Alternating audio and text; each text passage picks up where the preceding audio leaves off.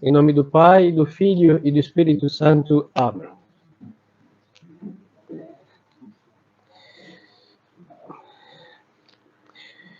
Continuação do Santo Evangelho segundo São Mateus. Naquele tempo, disse Jesus a seus discípulos a seguinte parábola: O reino dos céus é semelhante a um tesouro escondido num campo, o qual, quando um homem o acha, esconde-o, e pelo gosto que sente de o achar, vai e vende tudo o que tem e compra aquele campo. O reino dos céus é também semelhante a um negociante que busca boas pérolas. E tendo encontrado uma de grande preço, vai e vende tudo o que tem e compra. O reino dos céus é ainda semelhante a uma rede lançada ao mar, que colhe toda a casta de peixes. Quando está cheia, tiram-na para fora e, sentados na praia, escolhe os bons para os vasos e deitam fora os maus. Será assim no fim dos séculos. Virão os anjos e separarão os maus do meio dos justos e lançá-los-ão na fornalha de fogo.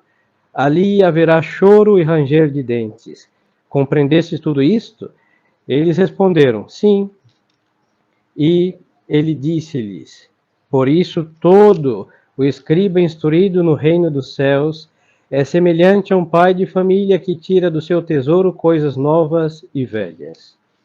Em nome do Pai, e do Filho, e do Espírito Santo. Amém. Louvado seja nosso Senhor Jesus Cristo. Podem sentar. Estimadas almas, hoje nós celebramos a festa de uma santa chamada Bibiana, Marte, Virgem Marte. E hoje concluímos o ano litúrgico. Amanhã, 3 de dezembro, neste ano, começa o Advento, que é o ano novo, liturgicamente falando. Então, nós acabamos de ouvir o Santo Evangelho, que Nosso Senhor compara o reino dos céus, primeiro, a um tesouro escondido. Para nós, homens modernos, é complicado falar de tesouros, porque não temos mais tesouros escondidos em lugar nenhum. Mas antigamente, um baú cheio de joias, de pedrarias, que alguém achava num campo, enterrado por aí. Bom, essa é a ideia. Então, temos que fazer uma composição de lugar, meia em nossa imaginação. Então, imaginar o reino dos céus é isso, é um tesouro, é algo preciosíssimo que foi encontrado. É verdade que o reino dos céus não está perdido para encontrá-lo, mas o que o encontrou sim estava perdido. Então é aquele homem aventureiro, talvez avaro, que está buscando riquezas. Aí ele encontrou a riqueza. Aí o que o nosso Redentor vai dizer? Que este homem vai achar, ele vai esconder. Acha e esconde. Então vamos conceber aqui um avaro, que achou um baú cheio de barras de ouro, pedrarias, e ele não pode carregar aquilo sem a cobiça dos demais, então ele vai enterrar novamente, ou seja, ele vai esconder, encontra e esconde. E o Senhor vai colocar outro detalhe. Ele acha, esconde, e pelo gosto que sente de o achar, ele vai vender tudo, o que ele tem para comprar aquele campo, mas ele vai comprar aquele campo por causa do tesouro que está enterrado naquele lugar. O reino dos céus na Sagrada Escritura quer dizer muitas coisas. O padre não está dando uma aula de Sagrada Escritura. Não é o lugar e o momento. Mas vamos colocar o reino dos céus como céu. Nós todos nós, estávamos perdidos. E de repente nós nos deparamos com o tesouro capaz de pagar todas as nossas dívidas. Essa é a nossa igreja, católica, apostólica, romana. Todos estávamos perdidos, hein? Quando que nós deparamos com esse tesouro? Quando alguém nos batizou. Agora, aquele batizado, ele vai ter que vender tudo. O que é isso? Ser um miserável. Seu pensar, seu gosto, seu critério, seu acho, seu pensamento, está à altura de quem agora vai mudar de condição, de um miserável para ser um rico.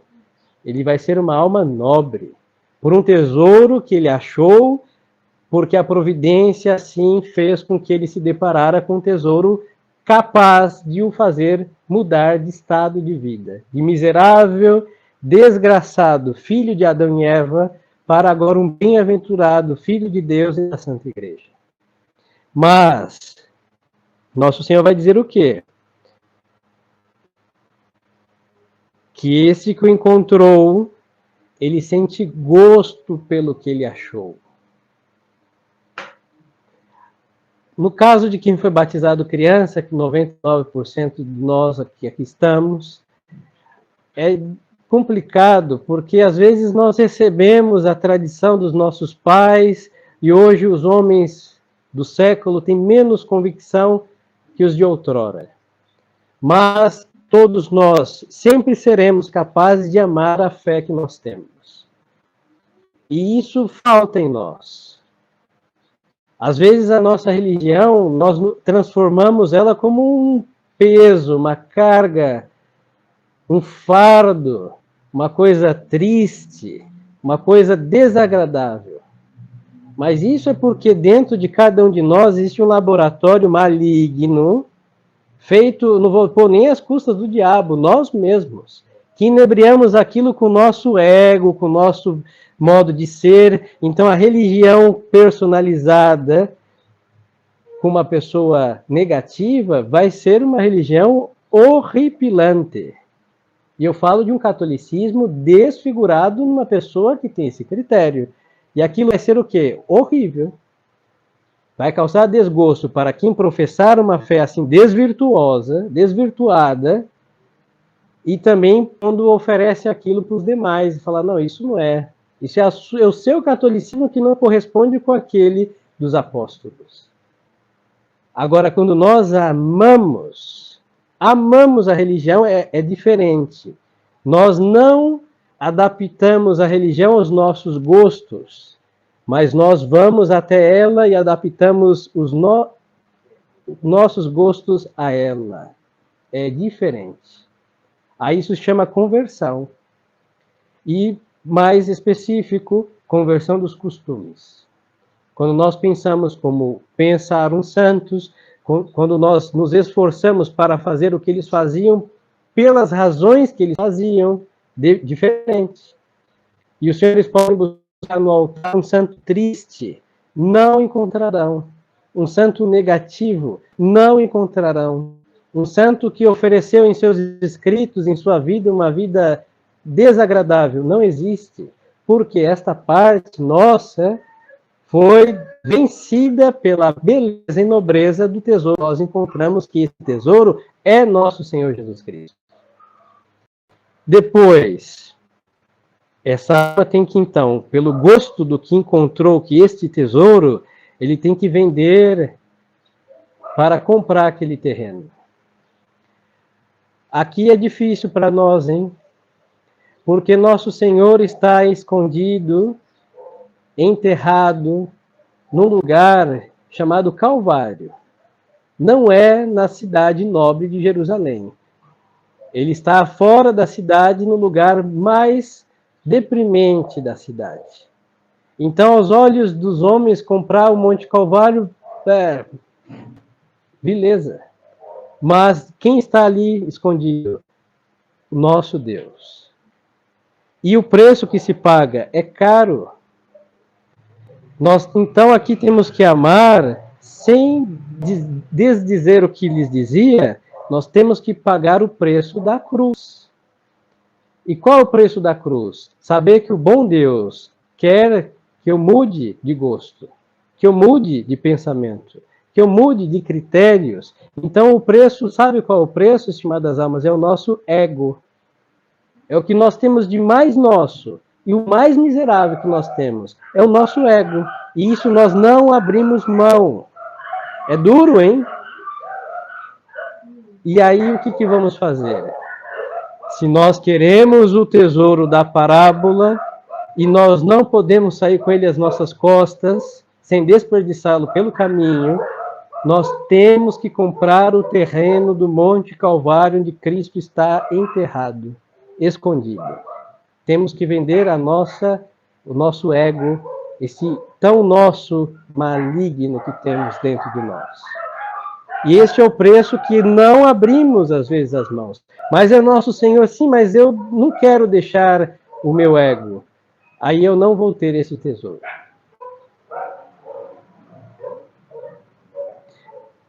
Nosso Senhor vai a outra comparação. O reino dos céus é também semelhante ao negociante que busca boas pérolas.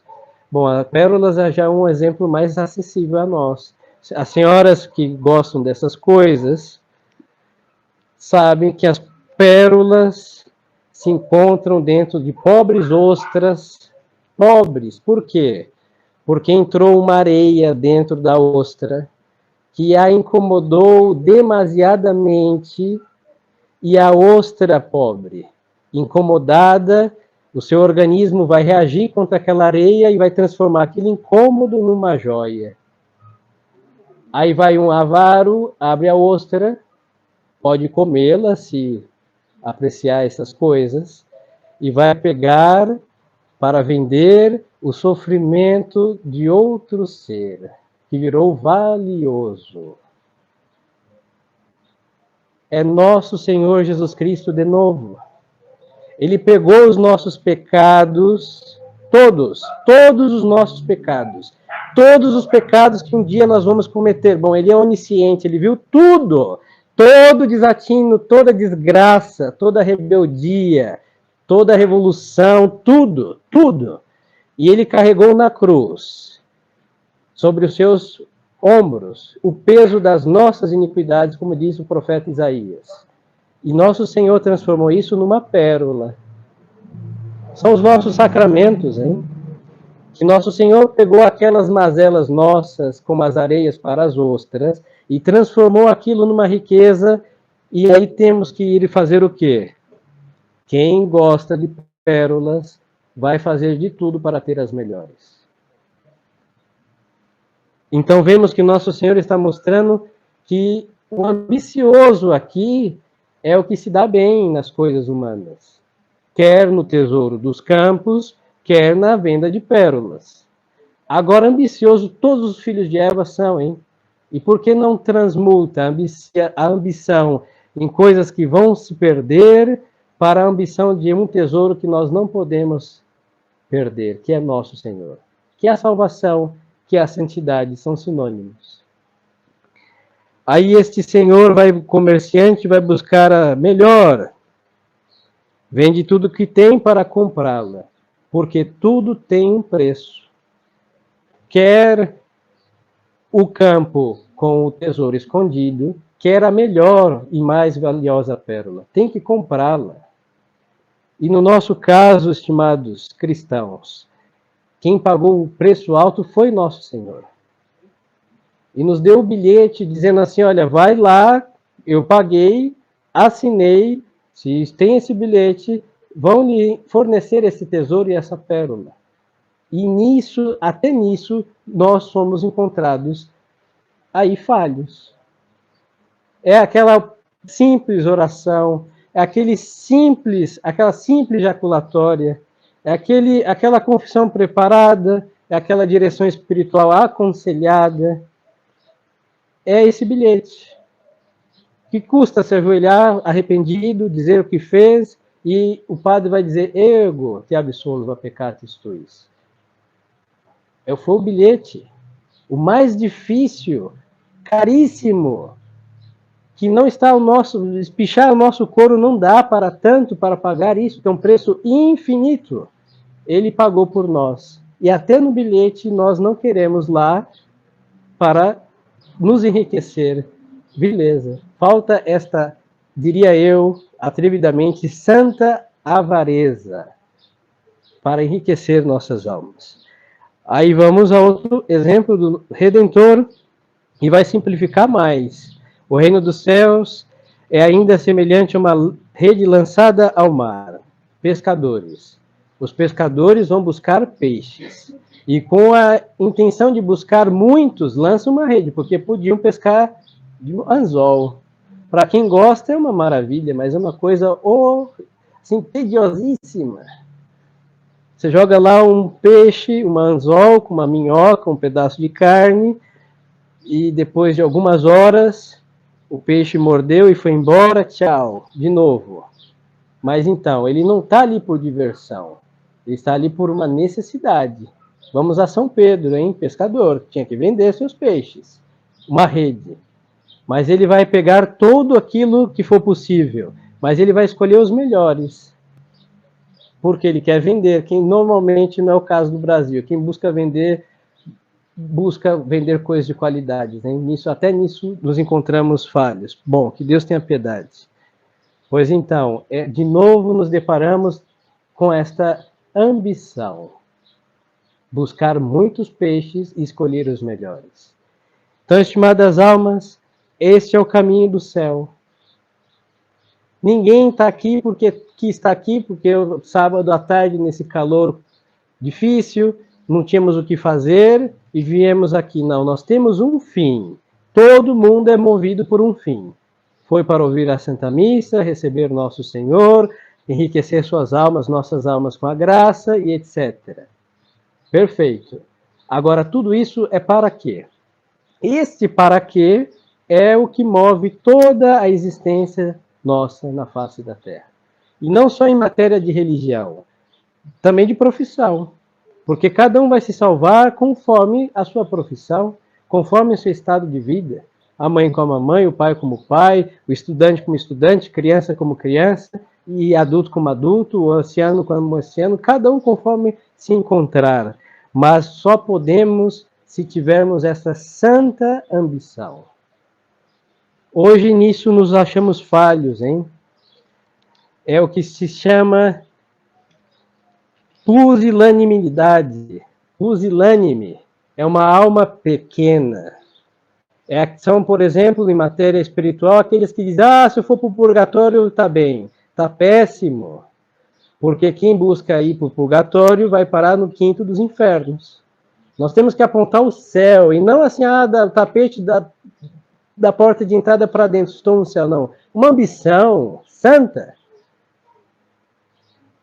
E a partir deste, como uma flecha, como diz os autores, vamos apontar alto e nós vamos cair no purgatório, pela curvatura da flecha. Mas se nós apontamos para o meio, nós vamos parar lá embaixo, pela curvatura da flecha, usando-a como analogia. E qual o remédio disso? A magnanimidade, ter uma alma grande. E isso serve para tudo. Eu não posso ser aquele estudante que passei porque eu tirei uma nota média. Horrível. A minha profissão é estudar. Estude melhor. Use esse cérebro funcionando. Certo? Assim tem que ser. E nós temos a nosso favor que o Espírito Santo, o Espírito de sabedoria. Então nós não podemos ser lesados. É difícil, a professora é complicada, sim, sempre serão complicadas professoras. Porque não é fácil ter 40 crianças rebeldes dentro de uma sala de aula, pelo amor de Deus. Agora eu estou ali para quê? Para ter a professora como minha tia? Não, ela não é minha tia, ela é minha professora. Então vou lá, eu não entendi, professora, não entendi de novo. Eu não entendi de novo, até eu entender, ela está ali para isso. Eu não posso ser um católico vil, meia tigela. Tem muitas coisas da religião que nós não entendemos e não vamos entender tudo que nossa religião tem 2000 anos. Agora, nas coisas necessárias para a nossa salvação, padre, eu não entendo tal coisa. Estamos para isso. Padre, ainda não entendi. Vamos lá. Mais uma vez. E temos que ilustrar o nosso intelecto como cristãos, não é como doutores da igreja, como grandes teólogos, mas como cristãos. Não podemos nos conformar porque a nossa família não está toda perdida, todo mundo cheio de tatuagens, de piercing, escutando rock e daí para baixo. Não, temos que buscar um nível alto. Para se mostrar, de modo algum, é para que a luz de Deus reluza, brilhe, com todo o fulgor da sua luminosidade. sobre nós. Esse é um dever, hein, de cada um de nós.